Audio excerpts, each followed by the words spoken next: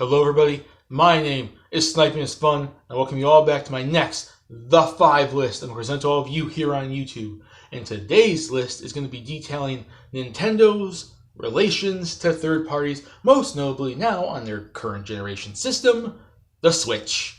And it's going to be the 5 third-party games that I feel need to be on the Nintendo Switch. And Nintendo seems to be, with this generation, with their 9th generation console, their handheld hybrid, the Nintendo Switch, working towards trying to improve their third-party relations, which they've been having a trouble with since around the N64 GameCube eras, whether it be still using cartridges, using mini discs, their horrible how they treat their third parties, or how they used to treat their third parties, at least back in the day, and so on and so forth. And they've been working to improve upon it. But since then, Nintendo consoles haven't really been missing a lot of third-party oriented games. The GameCube, N64 and GameCube didn't really get hit too bad. They still had it to an extent, at least the 64 did to an extent, not as much as the PlayStation or PlayStation 2, but it did do pretty well. Once the Wii and Wii U came around, that's when it kind of went. But it seems like they're improving upon it because Nintendo seems to now realize that they kind of need the third parties to add games to their library, and they seem to be improving upon it with the Nintendo Switch at least, because it's getting stuff like, Skyrim and Doom, Wolfenstein, and, WB 2K18, FIFA, NBA 2K18, sports games, other various third parties, and they've been working to improve upon it. Indie games, which they don't seem to have a problem with that. But Nintendo has had issues since then, but they seem to now, finally, I'm hoping it works out for them, be improving upon it, working to improve their third-party relations, which in my opinion is a good thing because it adds more games to their library and allows not just you to buy a Nintendo system to get all the access to the Nintendo games, but now you can start getting all the big-time third parties, small-time third parties, indie games, Japanese games, Western games, and stuff like that. And if they continue on this with the Nintendo Switch going into the next generation, and keep working on to improve it, we'll finally get back to a Nintendo that was around with the NES and the Super Nintendo, where they were kicking ass with third parties on their system, from Mega Man, Castlevania, to freaking Final Fantasy, and Tales, and, Contra, and Sunset Riders, and Zombies Ate My Neighbors, and all the various sports games from the NHL to the NFL. And these are the 5, in my opinion, Nintendo needs to get on their system, whether they need to freaking pay up to these third parties and kiss their ass, or work on improving the relations so they can work better with these companies. I don't really care. In my opinion, these are the 5 third-party games, in my opinion, that Nintendo needs to get on the Nintendo Switch. And the first one is going to be going to a fighting game, and that is going to be Tekken 7. It was kind of tough because before I even mentioned this, I tried to make sure every single game I mentioned on here is from a different genre. And for the fighting game genre, Tekken 7 was having a challenge against both Marvel vs. Capcom Infinite, despite all its cons, and Injustice 2. But in my opinion, Namco's big-time fighting game, Tekken, in my opinion, is the definitive fighting game out of all of them, and the definitive fighting game that Nintendo needs to get on their system to show that they're back with the fighting games. Back in the day, they used to have Mortal Kombat, and Art of Fighting, and Street Fighter, and all these different fighting games. They used to be really big with the fighting games, and that kind of fell out partially during the N64 GameCube era, even though they still had some stuff like Tatsunoko vs. Capcom and Fighter's Destiny and Flying Dragon and SNK vs. Capcom 2 and whatnot. But Tekken 7 is one of the biggest fighting games to come out within the last year. It's one of Namco's biggest fighting game franchises, outside of Soul Calibur, obviously, and it is a fighting game I feel Nintendo needs to acquire and get on their system to add to the fighting game library on, the Switch, which right now is kind of basically just that Street Fighter 2 port of HD or whatever from Capcom. And this is the one I feel they need to. If they want to start telling gamers, come to Nintendo, you can get your fighting games, this is the first one they need to acquire. It is a good game in its own right, whether a fighting game or not. It is a good fighting game. It's one of the best fighting games that come out in recent years. And it has a fun story mode, fun gameplay. If you've played Tekken, you know exactly how Tekken is. And this is the type of game Nintendo needs, especially fighting game-wise, to tell gamers, we're back with the fighting games. Tekken 7. The next one is going to be a simulation game, and a lot of people will be like, oh, those are boring. But nothing is really all that boring, at least for some gamers, about The Sims with The Sims 4. The Sims has been a simulation game based off the SimCity from Will Wright and everything back in the day. It's been mainly a PC game since the late 90s, early 2000s. And It had console releases, which it used to be on the GameCube, used to be on the Game Boy Advance, the DS, the 3DS, the Wii, the GameCube, like I already said.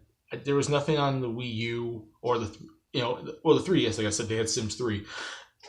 And then there was herbs and whatnot, the numbered entries, busting out and stuff like that. Nintendo, the console versions normally have reached Nintendo shores back in the day. And the console releases of the Sims games have kind of diminished lately because they used to be mostly their own original games, but now we're kind of getting ones that are based off the computer entries.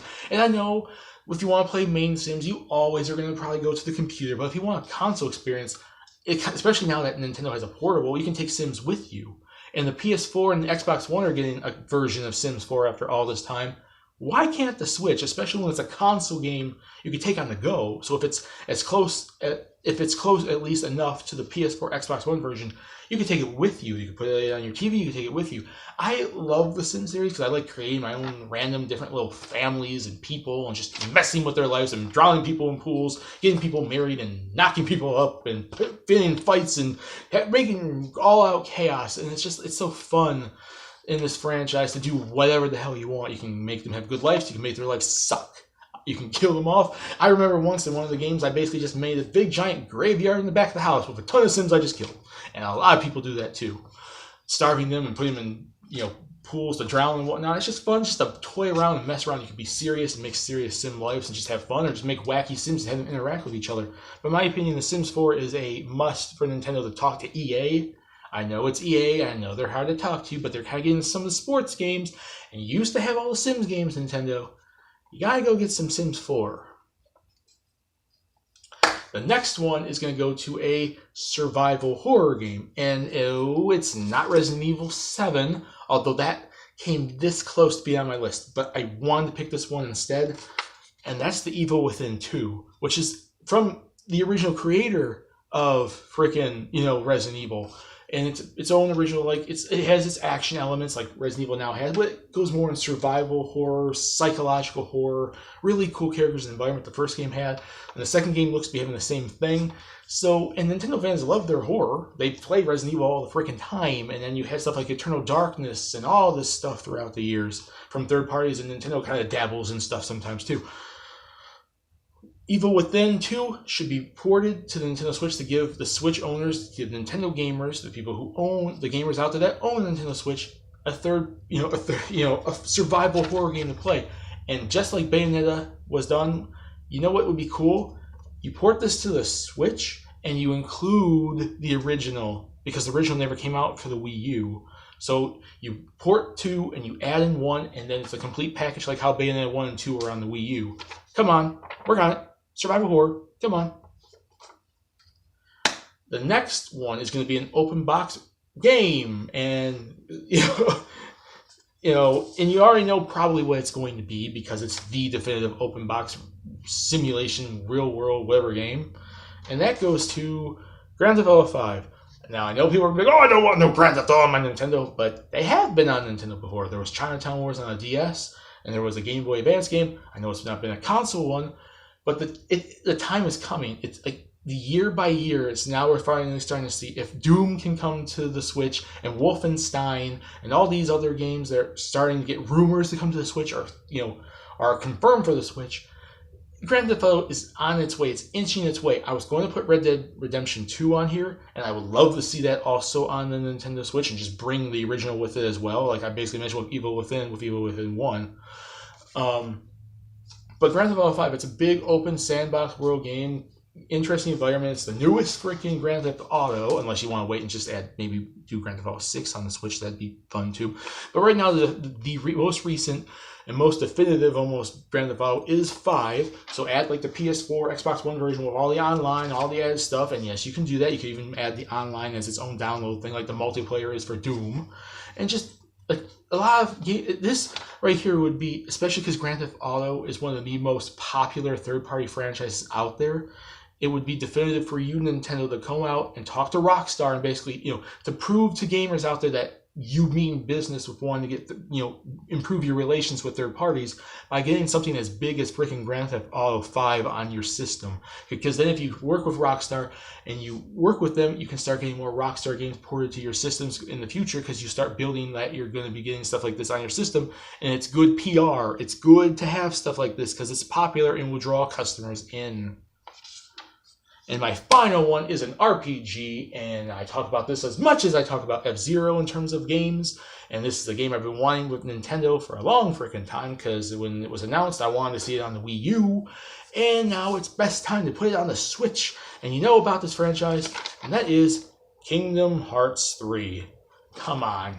Nintendo already has connections with Kingdom Hearts. Chain of Memories, 350 over 2 days, Recoded, Dream Drop Distance, all handheld releases.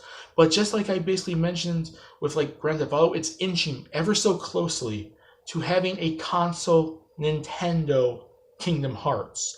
Nintendo at least has semi-indecent relations with Square. They're getting all the, that Traveler, Octopath Traveler and whatnot.